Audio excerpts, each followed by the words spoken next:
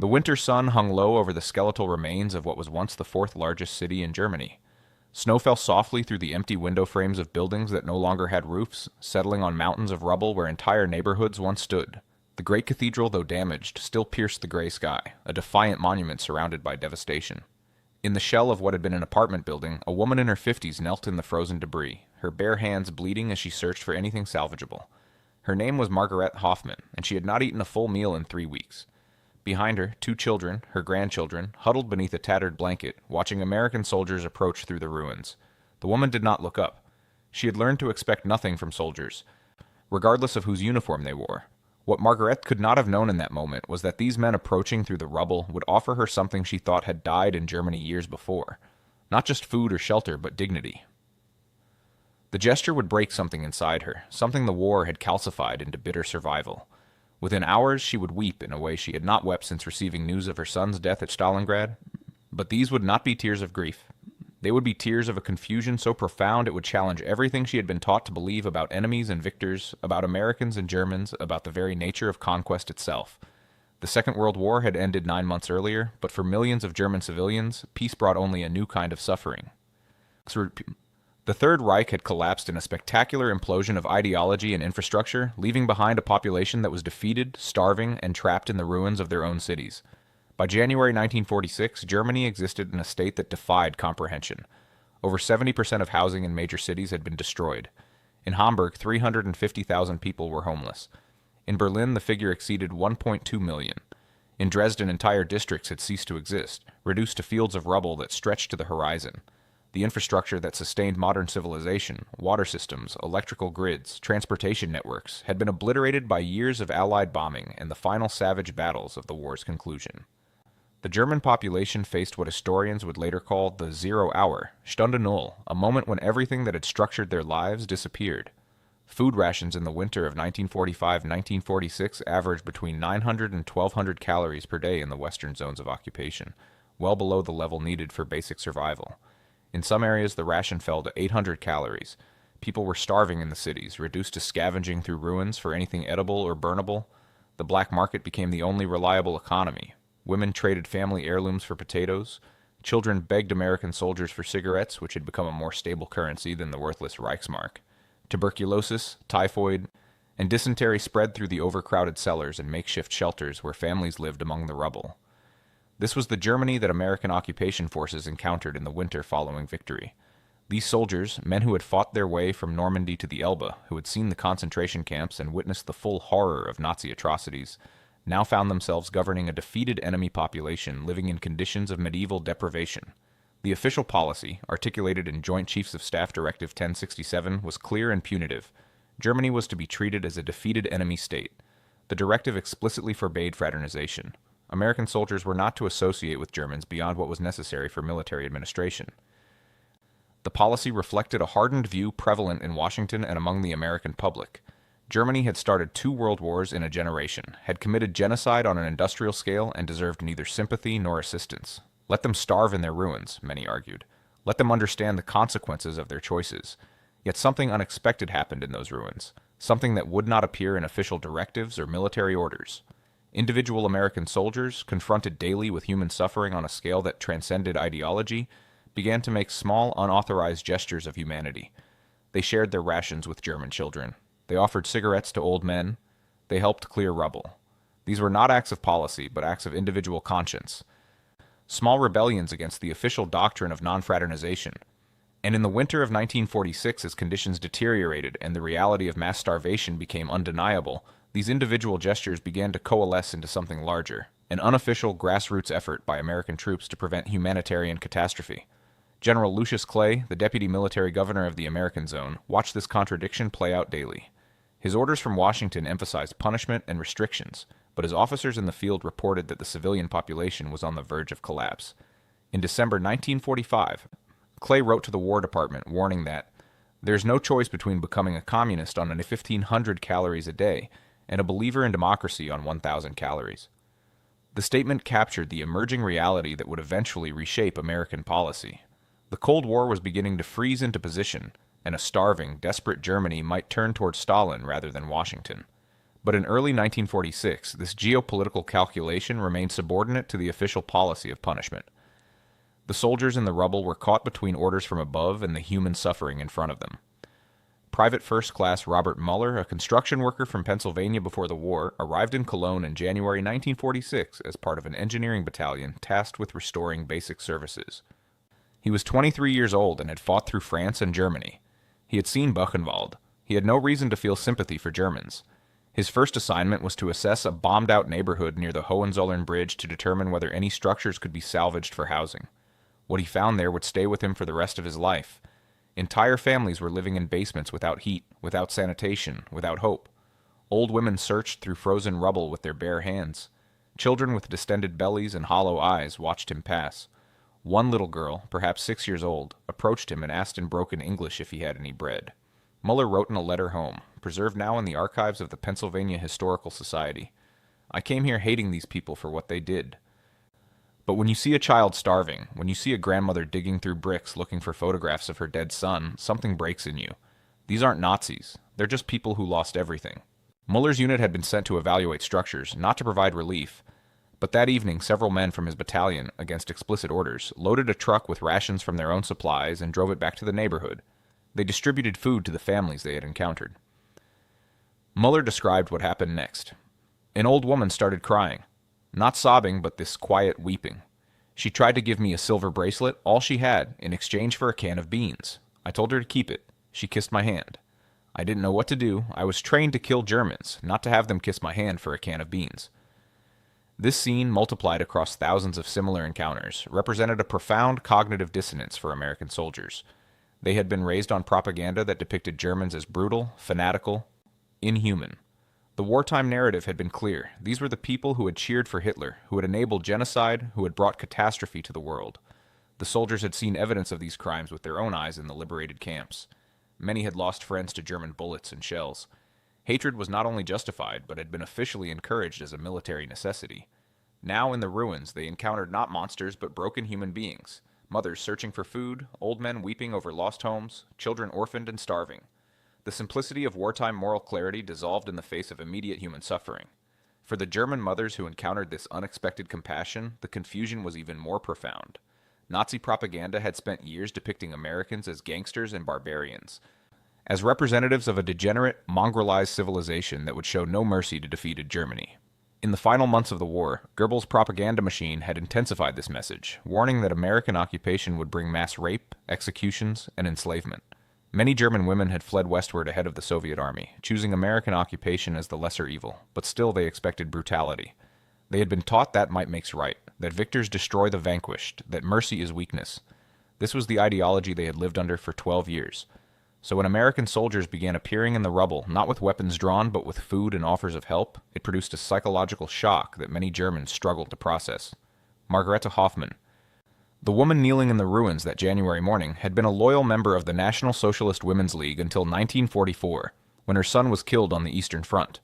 She had believed in the Reich, had raised her children to believe, had accepted the ideology of racial superiority and national destiny. The collapse of the Reich had left her not just materially destitute, but ideologically shattered. Everything she had been taught to value, strength, racial purity, military glory, had turned to ash. Now in the ruins, American soldiers were helping her clear debris from what had been her home. They were sharing their rations. One young soldier from Ohio was showing her grandchildren how to make a stove from scrap metal and rubble so they could heat water. The kindness was incomprehensible within her ideological framework. These were supposed to be enemies, victors, conquerors, but they were acting like neighbors. The historical record of this period is fragmentary. Much was never officially documented because it violated standing orders, but from letters, diaries, and later oral histories, a picture emerges of widespread, unauthorized humanitarian assistance by American troops in the winter and spring of 1946. In Frankfurt, soldiers from the Third Army helped German civilians build temporary shelters from salvage materials.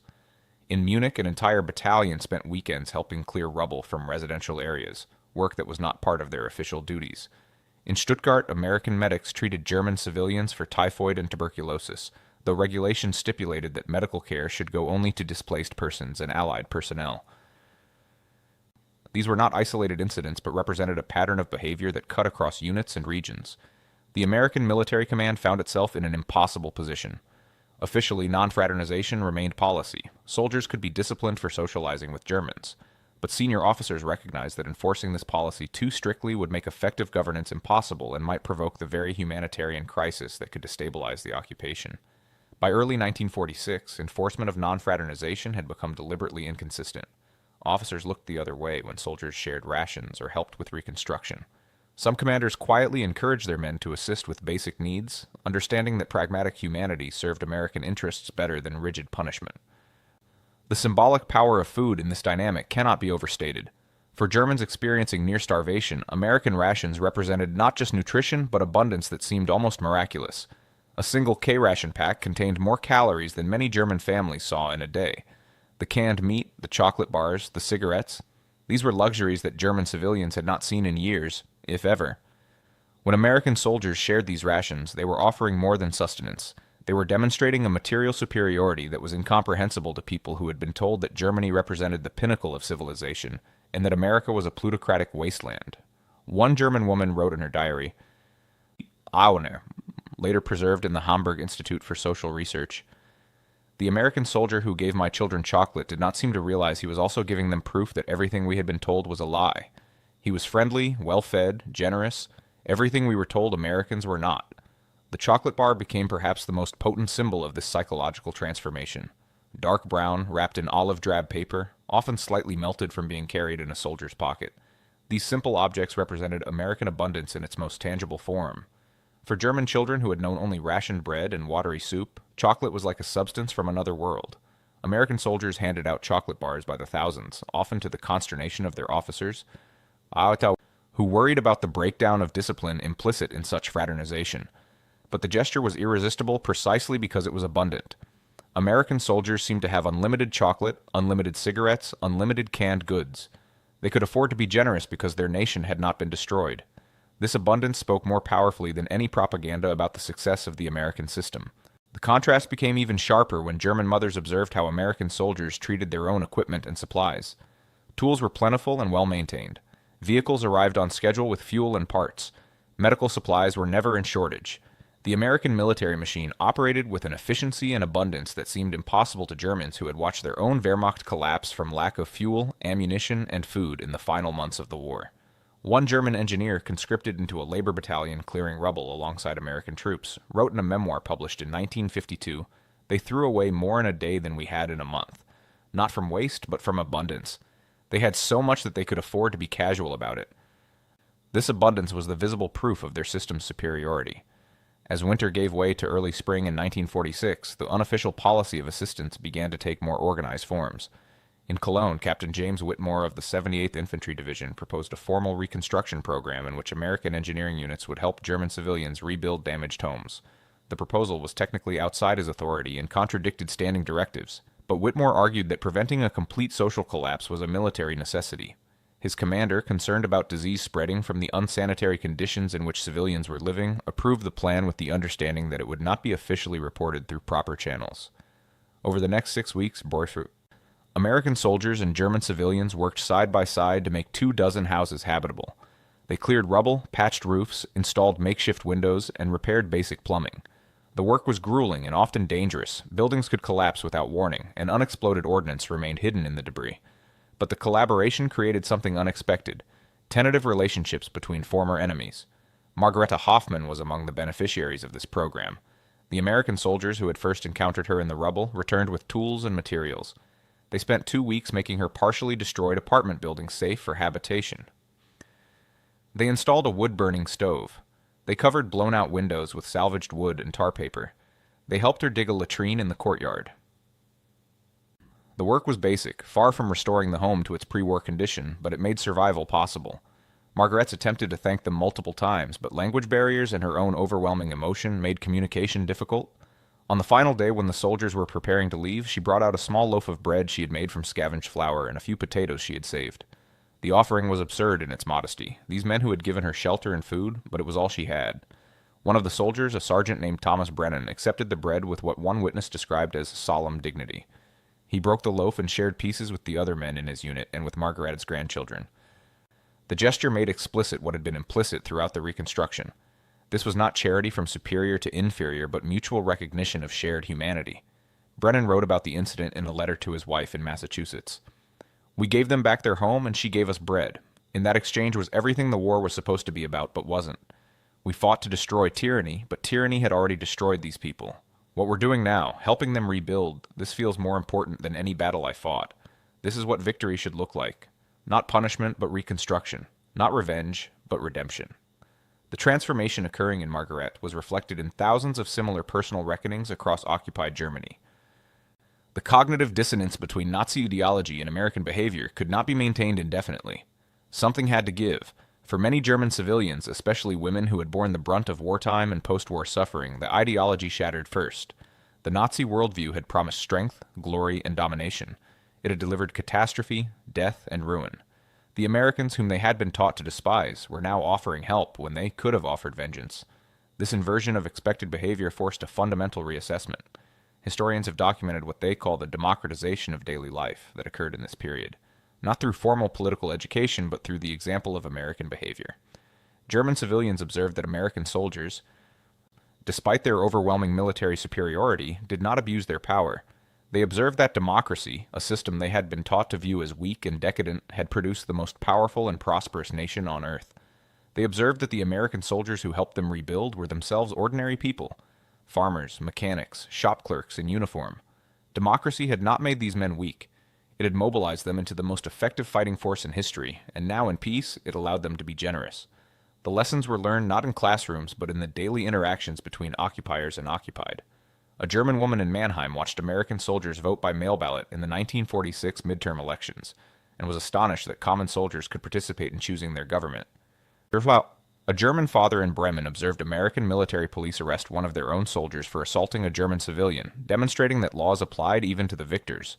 A German teacher in Hamburg received textbooks from the American authorities that taught history without propaganda, without the racial theories and nationalist mythology that had dominated German education for 12 years. Each of these small observations contributed to a gradual realization that the American system, whatever its flaws, operated on principles fundamentally different from those of the Reich. The official shift in American policy came gradually and was driven as much by Cold War calculation as by humanitarian concern. In July 1946, Secretary of State James Burns gave a speech in Stuttgart that signaled a fundamental change in American objectives. Instead of punishing Germany indefinitely, the United States would help rebuild it as a buffer against Soviet expansion. The Marshall Plan, announced in 1947, would pour billions of dollars into European reconstruction, including the western zones of Germany. But by the time these official policies were articulated, American soldiers on the ground had already been implementing their own version of reconstruction for more than a year. The military command eventually formalized what had been happening unofficially, creating structured programs for civilian assistance, reconstruction, and food distribution. Yet the grassroots nature of the initial assistance remained significant. The official policy shift validated what soldiers had already been doing, but those early acts of unauthorized compassion carried special weight precisely because they had been individual choices rather than mandated programs. German civilians could distinguish between help given because of orders and help given from genuine human sympathy. The chocolate bars distributed in January 1946 mattered more than the official food shipments of 1947 because they represented personal choice rather than bureaucratic necessity. The women who wept when American soldiers helped rebuild their homes were weeping for many reasons. They wept from relief, relief from immediate suffering, relief from the constant fear of starvation and cold. They wept from confusion, confusion at receiving kindness from those they expected to hate them. They wept from grief, grief for everything they had lost, for the lies they had believed, for the waste of years and lives. And they wept from something approaching gratitude, though gratitude seems too simple a word for the complex emotion of having your humanity acknowledged by those you had been taught to see as inhuman. In April 1946, a reporter from Stars and Stripes interviewed a German woman in Heidelberg who had been helped by American soldiers. The woman, whose name was not recorded, made a statement that captured the essence of this transformation. "We were told you would destroy us. Instead, you are helping us build. We were told you were barbarians. Instead, you are civilized. We were told democracy was weakness. Instead, it is strength. Everything was a lie. Not some things. Everything." This realization was not universal. Many Germans remained bitter, resentful, or simply focused on survival. Nazi ideology did not disappear overnight. Anti-Semitism and militarism would persist for decades, requiring generations to fully overcome. But for a significant number of German civilians, especially those who directly benefited from American assistance, the encounter with American soldiers produced a profound disillusionment with the ideology that had governed their lives and a tentative openness to democratic values. The children who received chocolate bars in 1946 would become the adults who rebuilt West Germany into a democratic, prosperous nation and a reliable American ally. Margaret's grandchildren, who watched American soldiers repair their home, would grow up in a Germany fundamentally different from the one their parents had known. They would never march in torchlight parades or salute a Führer. They would vote in free elections, travel freely across borders, and build lives in a society governed by law rather than by force. The connection between the chocolate bar in 1946 and the democratic citizen of 1966 is not direct or simple, but neither is it insignificant. The encounter with American abundance and generosity in the ruins planted seeds that would eventually flower into a transformed society. The American soldiers who participated in this unofficial reconstruction program were themselves transformed by the experience. Many had arrived in Germany hardened by combat and by exposure to Nazi atrocities, ready to view all Germans as complicit in evil. The encounter with suffering civilians complicated that narrative. It did not excuse German crimes or minimize Nazi atrocities, but it forced a recognition that German society contained victims as well as perpetrators, that not every German had been a true believer, and that children bore no responsibility for the sins of their parents' generation. This recognition made possible the post-war reconciliation between Germany and the United States, a reconciliation that would have seemed impossible in 1945, but was well underway by 1947. Private Muller, the construction worker from Pennsylvania, returned to the United States in September 1946. He brought with him a silver bracelet that Margareta Hoffman had insisted he take.